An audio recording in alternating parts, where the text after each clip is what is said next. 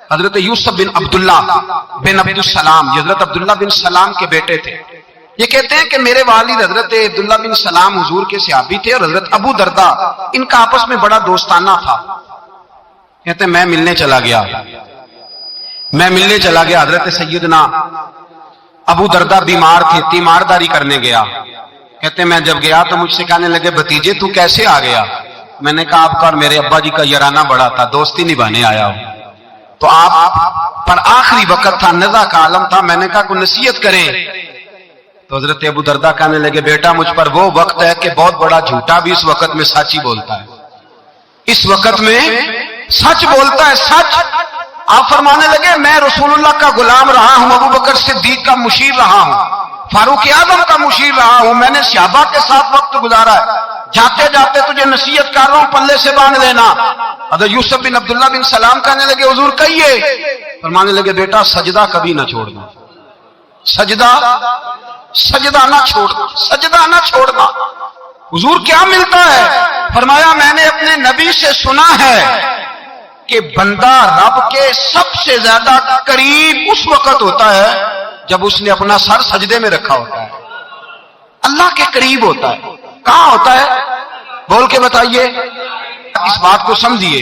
فرمایا جب کسی نے سر رکھا ہو نا سجدے میں، مٹی پہ، صاف پہ، سیمٹ پہ، اس نے مسجد میں سر سجدے میں رکھا ہو تو یہ سر اس نے سجدے میں نہیں رکھا ہوا، یہ تو اس کا رب کے قریب چلا گیا سر۔ بندے کا اللہ سے قرب کہاں ہوتا ہے؟ سجدے میں۔ کس جگہ؟ اس لیے حضور نے فرمایا سجدے میں دعائیں زیادہ قبول ہوتی ہیں، سجدے میں دعائیں زیادہ قبول ہوتی ہیں۔ بندگی کی لذت، سرور، کیف، اس کے ذائقے۔ حضرت احنف بن قیس تابعی ہیں، صحابی کے شاگرد ہیں، فرماتے ہیں میں مسجد اقصیٰ میں گیا، فلسطین میں مسجد اقصیٰ میں، ایک شخص کو میں نے دیکھا، بڑا نورانی چہرہ اس کا، اور بڑا اس کے وجود کے اندر عجیب سی کشش، خوشبو دور تک پھیلی ہے۔ وہ بندہ نا نماز نہیں پڑھ رہا تھا، سجدہ ہی کرتا جا رہا تھا، ایک سجدہ، دوسرا سجدہ، تیسرا سجدہ، اور سجدہ کرتا تو دیر تک سجدہ کرتا، پھر سجدہ کرتا تو دیر تک۔ کہتے ہیں جب وہ فارغ ہوا تو میں نے گزارش کی، کہتے ہیں جب وہ فارغ ہوئے تو میں نے گزارش کی، میں نے کہا بزرگوں ایک بات پوچھنے کو دل کرتا ہے۔ انہوں نے کہا پوچھو۔ کہنے لگے آپ اتنے سجدے کیوں کرتے ہیں؟ کہتے ہیں میں نے پوچھا تو بزرگوں نے رونا شروع کر دیا، اتنا روئے کہ ہچکی بد گئی۔ پھر میں نے کہا حضور میں نے کوئی غلط بات پوچھ لی، آپ تو پریشان ہو گئے۔ کہنے لگے پھر رونے لگے۔ میں نے پھر کہا حضور آپ، میں نہیں پوچھتا سوال کرتے، پھر رونے لگے، 3 دفعہ روئے تو کہنے لگے سنو میں رسول اللہ کا صحابی ہوں، میں نبی پاک کا، میں نے اپنے حبیب سے سنا ہے کہ جب کوئی بندہ رب کو ایک سجدہ کرتا ہے تو اللہ اس کے گناہ معاف کرتا ہے، ایک سجدہ کرتا ہے تو اللہ کیا کرتا ہے؟ بولیے، اللہ گناہ بھی معاف کرتا ہے، رب اسے نیکی بھی عطا کرتا ہے، اور اپنی بارگاہ میں اس کا درجہ بھی بلند فرماتا ہے۔ ایک سجدہ اور 3 فائدے، گناہ بھی معاف ہوئے، نیکی بھی ملی، اور درجہ بھی بلند ہوا۔ کہتے ہیں یہ کہہ کے بزرگ پھر رونے لگے۔ جب وہ خاموش ہوئے میں نے کہا حضور اگر ناراض نہ ہو تو مجھ پر تو کیفیت ہی عجیب طاری ہو گئی ہے، آپ کے اس رنگ نے میرا بھی رنگ بدل دیا ہے، پوچھ سکتا ہوں آپ کون ہیں؟ پوچھ سکتا ہوں آپ کون ہیں؟ کہتے جب میں نے سوال کیا تو انہوں نے پھر آنسو پوچھے، کہنے لگے میں رسول اللہ کا نوکر ابو ذر غفاری ہوں، میں ابو ذر غفاری ہوں، میں اپنی زندگی سجدے میں بتانا چاہتا ہوں، میں وقت اللہ کے حضور سجدہ کر۔ حضرت عمر فاروق رضی اللہ تعالیٰ عنہ نکلے عید کا خطبہ دینے کے لیے، تو بیوی سے کہنے لگے جوتا، اس نے کہا صاحب اتنی دفعہ ٹوٹا ہے اب گانٹھا نہیں جا سکتا، اتنی دفعہ ٹوٹا ہے کہ اب دوبارہ پیمند نہیں لگ سکتے۔ تو حضرت عمر کہنے لگے چل کوئی حرج نہیں، بغیر جوتے کے ننگے پیر ہی چلتے، کوئی حرج نہیں۔ تو کہنے لگے لوگ کیا کہیں گے؟ فرمایا چپ کر، لوگ جس دن عمر نے یہ دیکھ لیا نا لوگ اس کے بارے میں کیا کہتے ہیں، اس دن عمر نہیں رہے گا۔ تو کہا پھر آپ کا نظریہ کیا ہے؟ فرمایا میرا نظریہ یہ ہے کہ رب رسول میرے بارے میں کیا کہتے ہیں، لوگوں کا کیا ہے؟ لوگ کل کسی کے بارے میں کچھ کہتے ہیں اور پرسوں کچھ کہتے ہیں، میرا نظریہ یہ ہے کہ رب رسول میرے بارے میں ننگے پیر عمر جا رہے ہیں۔ کون جی؟ میں بڑا ماڑا۔ اچھا جناب کیا غربت ہے؟ 10 قسم کے جوڑے لٹکے ہوئے ہیں کمرے میں، اور پہننے کی فرصت نہیں، سویرے کیا پہننا ہے شام کیا پہننا ہے، 15 سوٹ کٹھے استری ہو کے لانڈری والا بھیج رہا ہے، اور تو غریب ہے، تو بہت بڑا غریب ہے۔ اس لیے کہ غربت پیسوں کی وجہ سے نہیں ہوتی، غربت تو دل کی ہوتی ہے۔ تو واقعی بڑا غریب ہے اور تو غریب ہی رہے گا۔ امیر تو عمر فاروق تھے، عمر فاروق تھے جو ننگے پاؤں چلے گئے عید کی نماز پڑھانے، تو رستے میں جو ملا کہنے لگا عمر جوتا تو پہن لو۔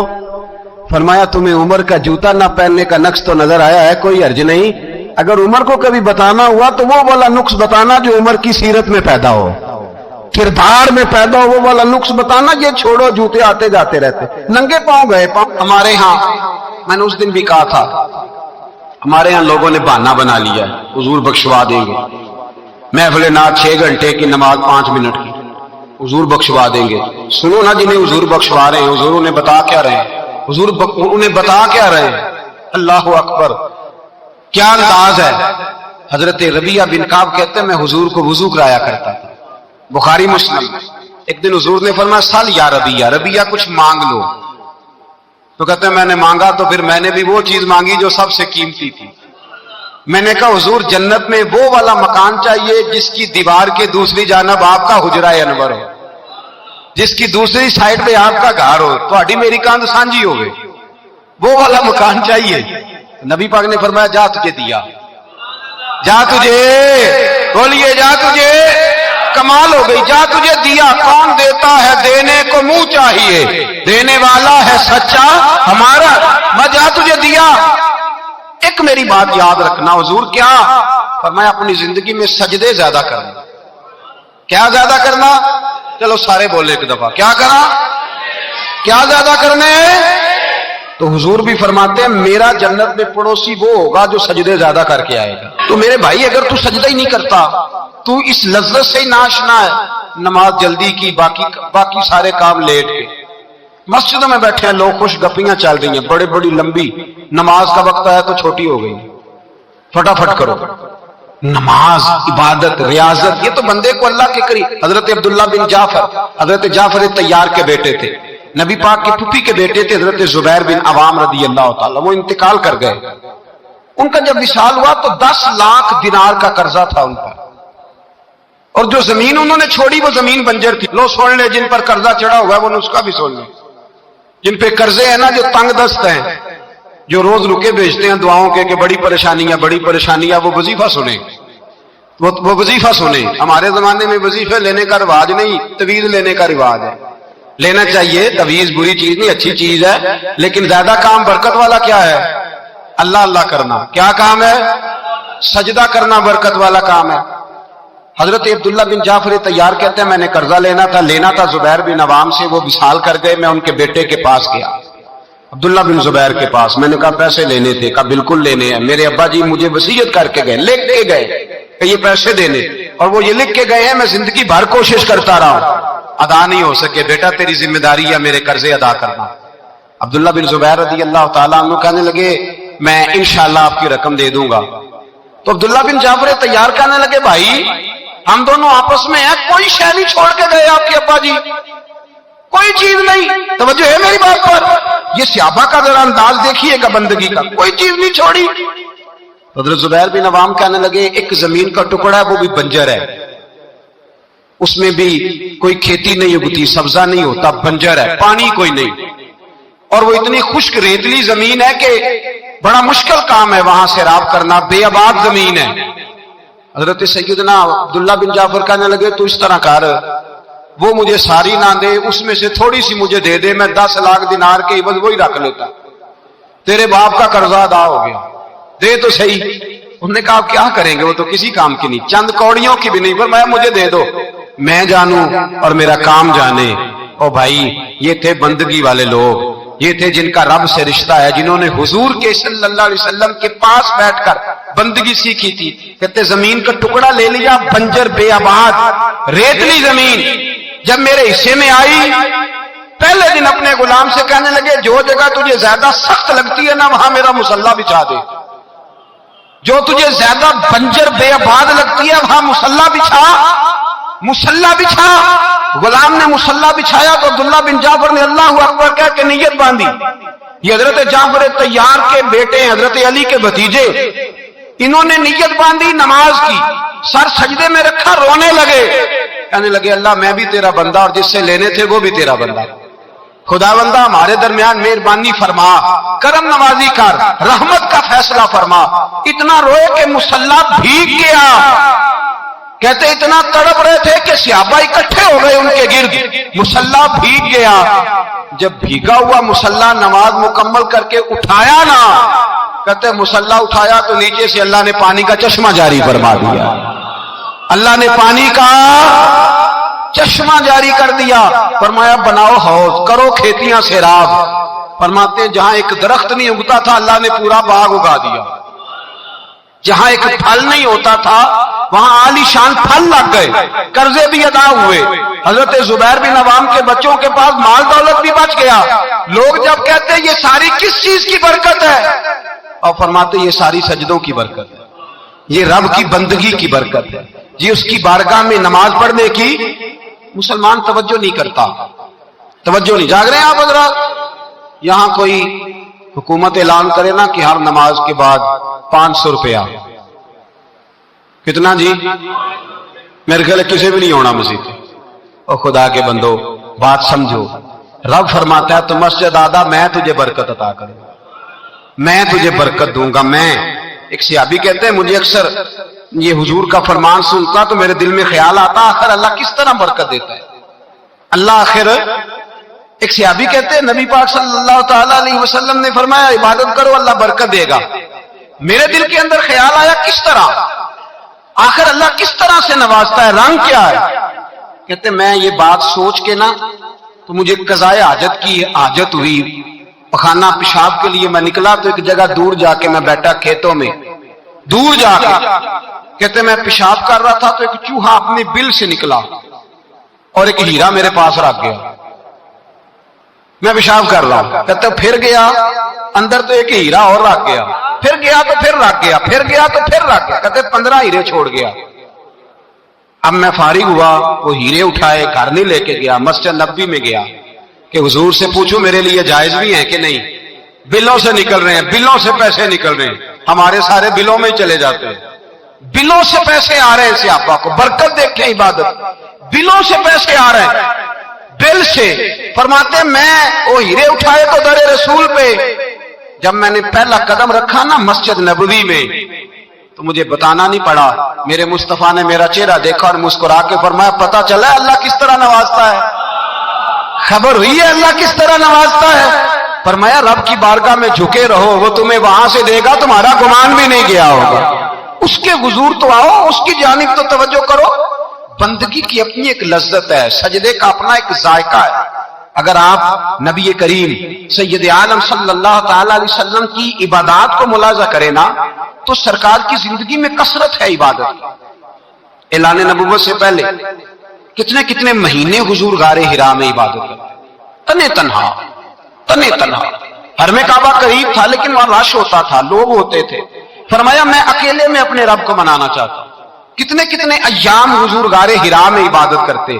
फिर सहाबा किराम अलैहिम रिदवान फरमाते हैं कि मदीना मुनव्वरा में हुजूर का ये रंग होता, इतने लंबे सजदे करते कि लगता रूह मुबारक की परवाज कर गई, इतने लंबे सजदे करते।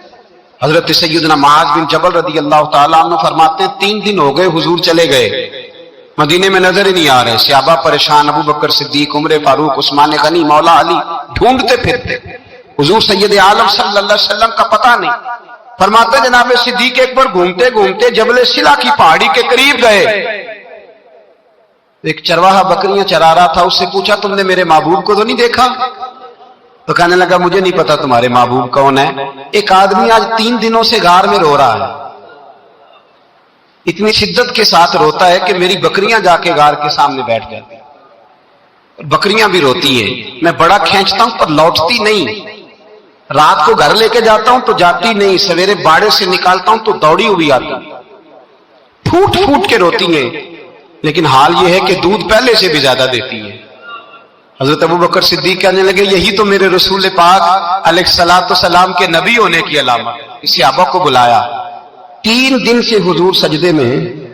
कितने दिनों से? यहां सजदा लंबा हो जाए तो इमाम के पीछे लोग भागने लगते हैं कि साहब आप तो फारिग हैं, मुझे तो ड्यूटी पे भी जाना था। 3 दिन से हुजूर सजदे में, इतना तवील सजदा, इतना तवील। सहाबा कहते हैं कदमों में जाके लगे, महबूबा बस करें आ जाएं। हुजूर ने फरमाया रब ने सूरह हूद नाजिल कर दी है, सख्त हुक्म आ गए हैं। वो कहता है मैं तेरी उम्मत से हिसाब पूछूंगा, मैं अपने रब को मना रहा हूं, बकर जाओ मुझे मना लेने दो। हुजूर ने हमें बतलाया है कि रब को सजदा करें तो रब मानता है, उसको मनाने का तरीका सजदा करना है, झुकना है, इबादत करना है। कब मानेगा तो मैं आऊंगा। तड़प गए से आप। और एक रवायत ऐसी भी है कि जब बात ना बनी तो हजरत फातिमा से अर्ज किया। हजरत फातिमा शाम का सन्नाटा छाया, अपने आप को कपड़ों में लपेटा, दाएं बाएं शहजादों के लिया तो हुजूर की बारगाह में गई। कहने लगी महबूबा बस करें घर आ जाए, मदीना सूना हो गया है, मस्जिद नबी की दीवारें भी रोती हैं। या रसूल अल्लाह सुतून मुझसे आपका पूछते हैं, घर आए। नबी पाक ने फरमाया फातिमा तू भी दुआ कर, मैं भी दुआ करता हूं। हजरत फातिमा भी साथ वाले कोने में सजदे में गिर गई। फिर दुआ हुई, फिर इल्तजा हुई। हजरत जिब्रील आए, कहने लगे महबूबा रब कहता है सर उठाओ, वाला सौफ युतीका रब्बुका फतरदा। अल्लाह फरमाता है मैं आपको इतना दूंगा कि आप मुझसे राजी हो जाएंगे।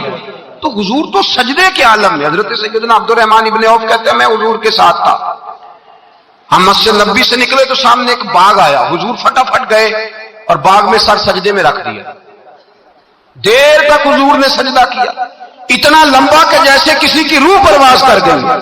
कहते मैं हुजूर फारिग हुए तो अर्ज की हुजूर इतने